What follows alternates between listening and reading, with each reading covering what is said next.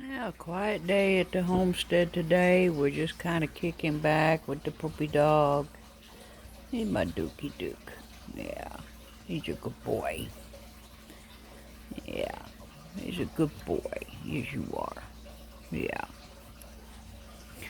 Um, it's almost hunting season, and my neighbors next door wanted to borrow my bow target so that they could sight in their crossbow and their regular bow.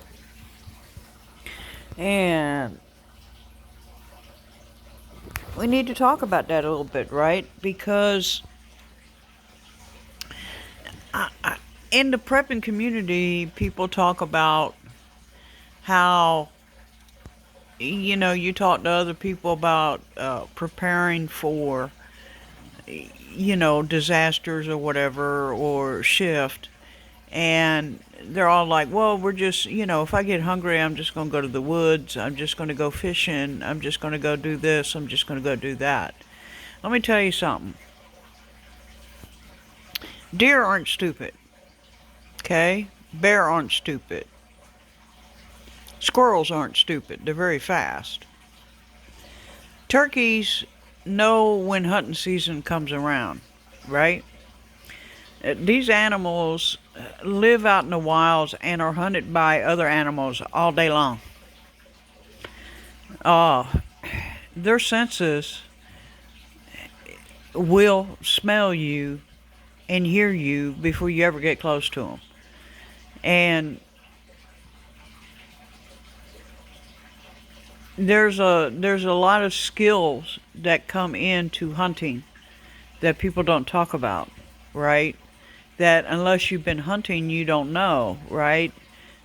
Being very quiet, being without a scent, um, sitting for hours still, um,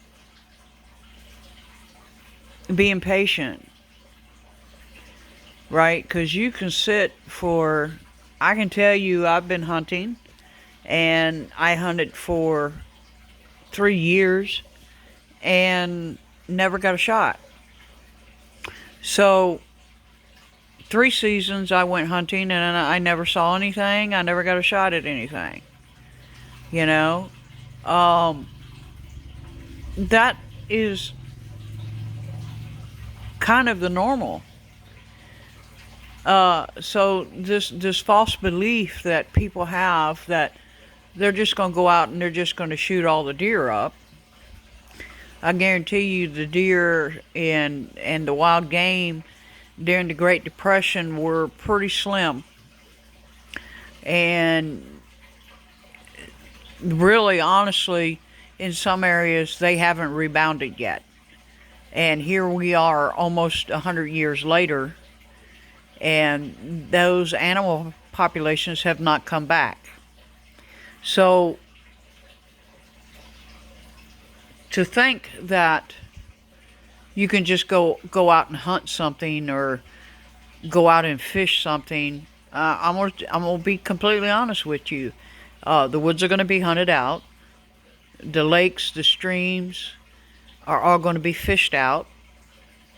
If you have the blessing of having a boat to be able to get way out in the lakes, maybe you'll catch something, maybe not. Um, it's a false belief, and I believe it stems from pride, that people believe that they can go into an animal's natural environment and just take it over. Um, no. Uh, what people don't talk about also when you're hunting is you yourself could become the hunted. Um, Here in North Carolina, we have bears. And most of the bears that we have here will run away from people, but not all of them, okay? If you get between a mama bear and her cub, you might as well just bend over and kiss your butt goodbye, okay? Uh, Just the fact of the matter is that that's just one predator. Here on the eastern shore and the east coast of North Carolina, we have coyotes, and the coyotes have interbred with what they call red wolves. And, coyotes typically are solitary hunters. Well, in this area, they are no longer solitary. They are running in packs, and they can run into packs up to 50 individuals. And when game is slim, they will come onto homesteads and farms and attack ponies, goats, cows, sheep, anything that is edible. If you have a small dog or a cat, and it's out at night, especially because that's normally when the coyotes are hunting, is at night, or a chicken coop, it's fair game. So, everybody wants to talk about defenses of people against other people. If you're out in the woods, you need to also think about the local wildlife. What kind of predators are in your area? This can range from snakes to insects to actual four-legged predators like possums, raccoons, coyotes, bobcats, and they can get very big. In some areas here in North Carolina, we do have cougars. They're pretty rare, but there have been sightings of cougars in North Carolina.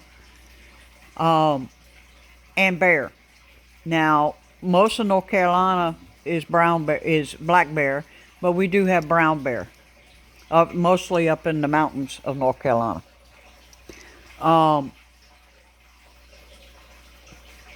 If you're out in the woods and you get injured, unless you are going as a group hunting or with somebody else hunting, the likelihood of you getting out drops significantly depending on how far away from actual human habitation you are. This is part of the safety that you have to be aware of. Now, you also have to be aware of, as a hunter, you also have to be aware of the fact that there are other hunters in the woods, and some of them, unfortunately, will shoot at anything that moves. I'm sure there's hunter stories out there talking about that, if you want to research that. But I wanted to give you this little bit of a tip. Before hunting season ever starts, you'll see seasoned hunters have already gone out and they've already kind of walked in the area to get their scent in the area.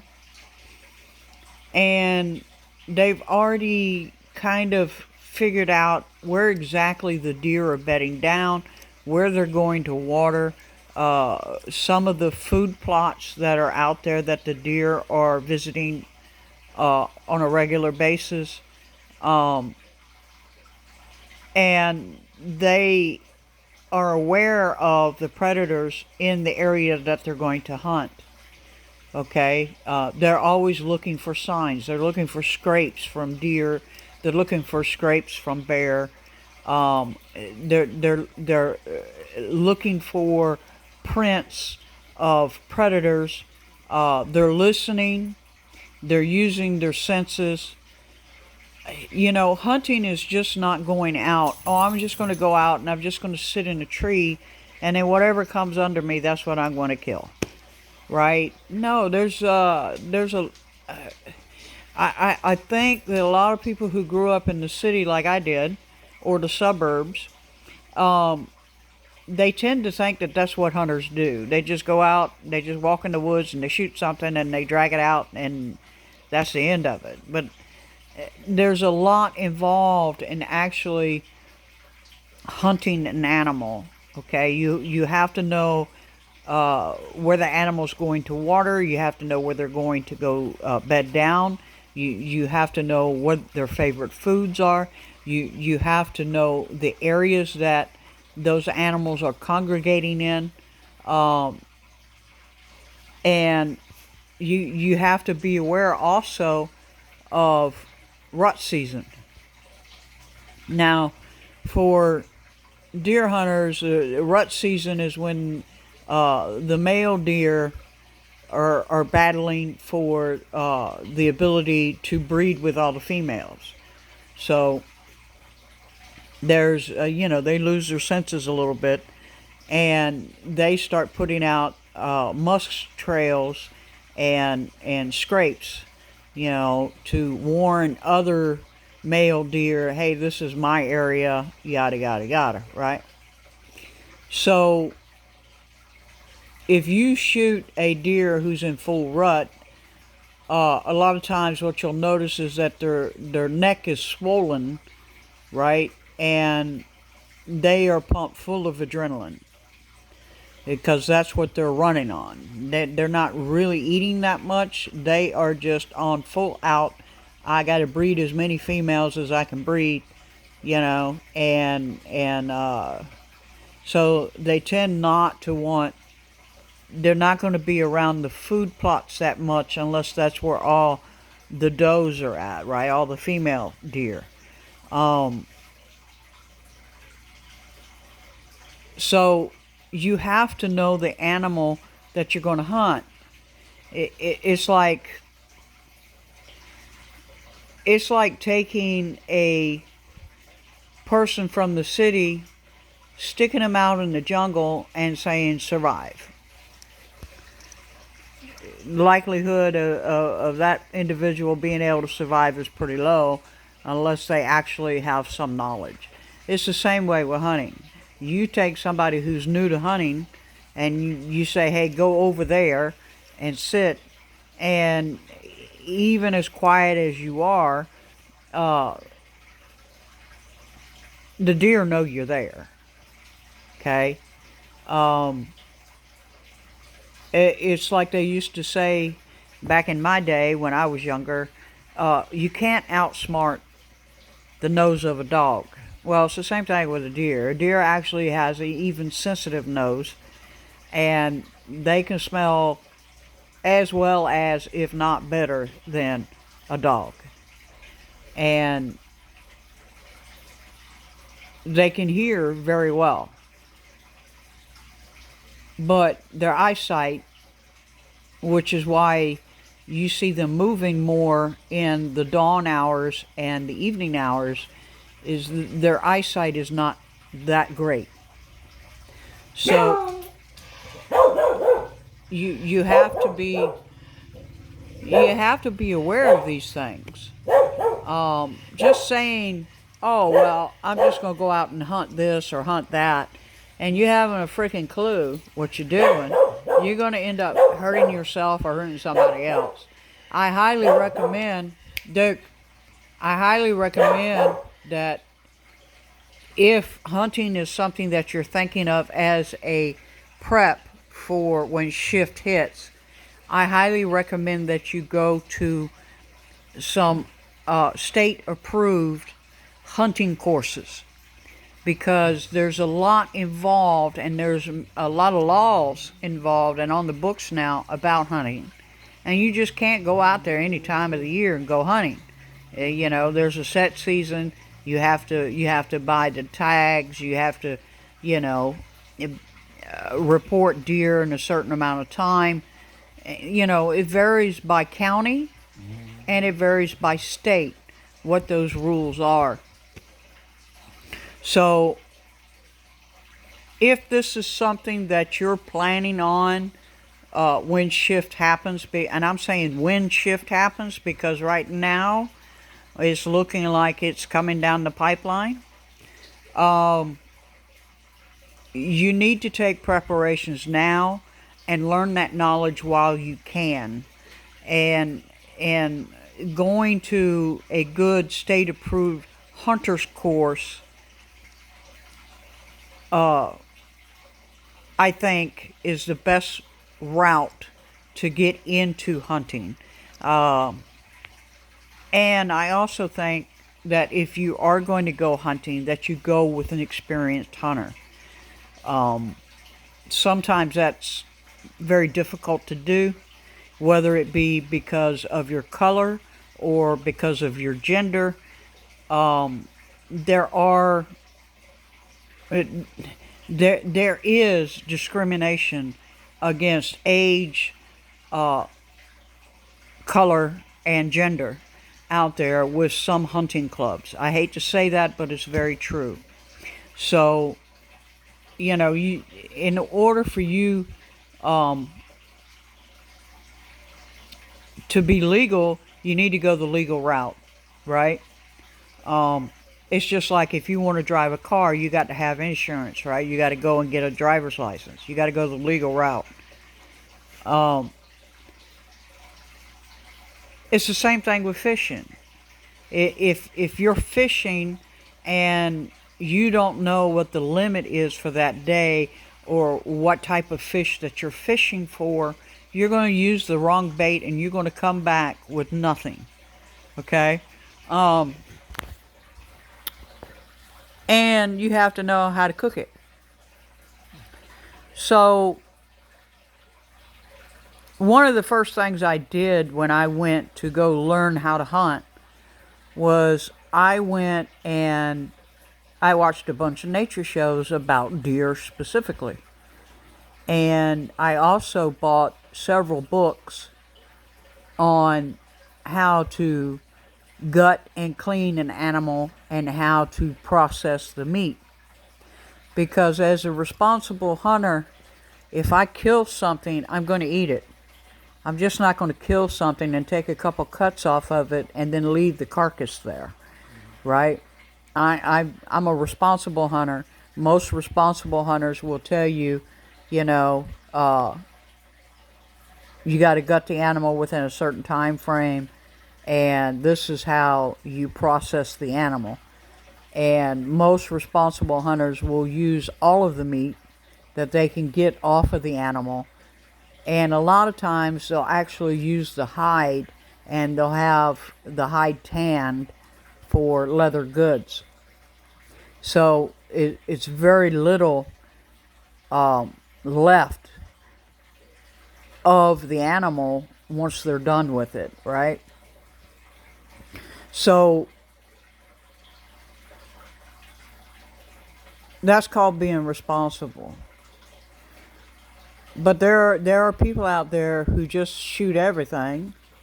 They don't care about the laws. If they get away with it, they get away with it, right? And even here in my area, I have seen where all they've done is just take what we call the back strap off the deer and leave the rest of the meat to rot.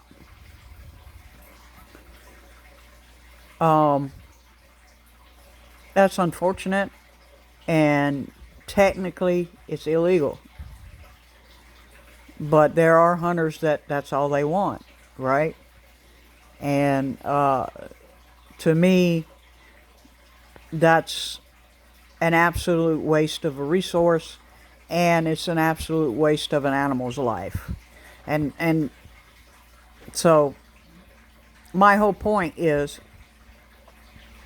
if you think that you're going to go from the city and you're going to go out to the woods, and let's be honest, most of the woods now, especially in my area, are all leased lands to hunting clubs. So unless you're in that hunting club, you're not allowed to hunt there. Right? Yes, there are public lands, but, with all the new houses and manufacturing and everything else going up, the amount of public land is decreasing, especially around urban areas. I can't speak for urban hunting because I've never done urban hunting. I've always hunted actually in the woods. So I'm sure there's somebody out there who knows about urban hunting. But this is something you have to be aware of. And this is the time of year where people are going, they're renewing their licenses, they're getting their that year's regulations, they're getting the booklet. It's like a big booklet, and they're reading through it to make sure that where they're planning on going to hunt is legal for them to go there, and they're making sure if they're in a hunt club that their lease dues are paid up, everything is good to go, and they're reconnecting with people who they might not have seen for 6-7 months prior to the season opening, right? So you're going to see a lot more activity in the woods over the next 30 days, especially in my area, before hunting season opens.